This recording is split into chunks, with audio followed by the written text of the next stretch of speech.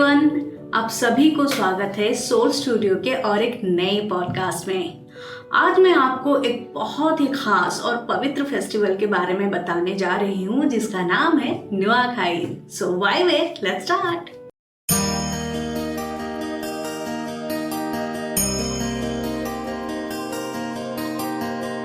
नुआखाई ये फेस्टिवल पश्चिमी ओडिशा और छत्तीसगढ़ के लोगों के जीवन का एक अभिन्न हिस्सा है। ये सिर्फ एक फेस्टिवल नहीं बल्कि हमारे सोसाइटी और कल्चर की एक गहरी परंपरा है। नुआखाई का मतलब है नया खाना। इस फेस्टिवल का मुख्य उद्देश्य है फसल का स्वागत करना और देवताओं को अर्पित करना। किसान अपनी कड़ी मेहनत से जो धान की फसल उगाते हैं उसे सबसे पहले अपने इष्ट देवता को चढ़ाते हैं और फिर उसे अपने परिवार के साथ बांट कर खाते हैं। इसे नुआ कहते हैं। नुआखाई का दिन गणेश चतुर्थी के अगले दिन भाद्रपद महीने के पंचमी तिथि पर मनाया जाता है। ये दिन किसानों के लिए एक नया सवेरा लेकर आता है। जब नई फसल खेतों में पककर तैयार हो जाती है तो उसका पहला अनाज देवताओं को अर्पित किया जाता है। इसे खाई कहा जाता है। इसके बाद ही इस अनाज को खाने की परंपरा होती है।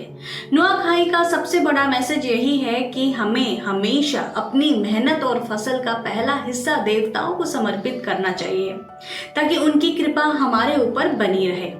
अब आइए जानते हैं इस फेस्टिवल के पीछे की स्टोरी। कहा जाता है कि नुआखाई की परंपरा बहुत प्राचीन है और इसकी शुरुआत वैदिक काल से मानी जाती है।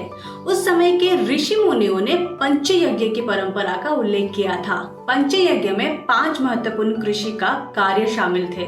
सीता यज्ञ भूमि की जुताई, प्रववन यज्ञ बीज बोना, प्रलंबन यज्ञ फसल की पहली कटाई, खल यज्ञ अनाज की कटाई, प्रयाण यज्ञ फसल का संरक्षण। इनमें से प्रलंबन यज्ञ को नुआखाई के रूप में मनाया जाता है, जहां पहली फसल को काट कर देवता को अर्पित किया जाता है।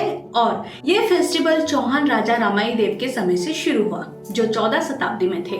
राजा रामाई देव ने पश्चिमी ओडिशा में खेती को बढ़ावा देने के लिए इस फेस्टिवल को एक सोशल और रिलीजियस आयोजन के रूप में प्रचलित करना शुरू कर दिया। उस समय ये क्षेत्र मुख्य रूप से हंटिंग और फूड गैदरिंग पर निर्भर था।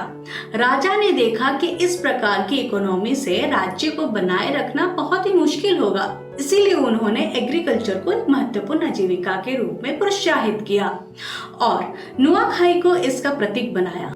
नुआखाई की तैयारी 15 दिन पहले से ही शुरू हो जाती है। गांव के बड़े बुजुर्ग पंडित जी के साथ मिलकर तय करते हैं कि इस साल नुआखाई किस दिन और किस शुभ मुहूर्त में मनाई जाएगी। इस दिन सभी लोग नए कपड़े पहनते हैं, घर को साफ सुथरा करते हैं और अपने गांव या परिवार के देवता को नई फसल का प्रसाद चढ़ाते हैं।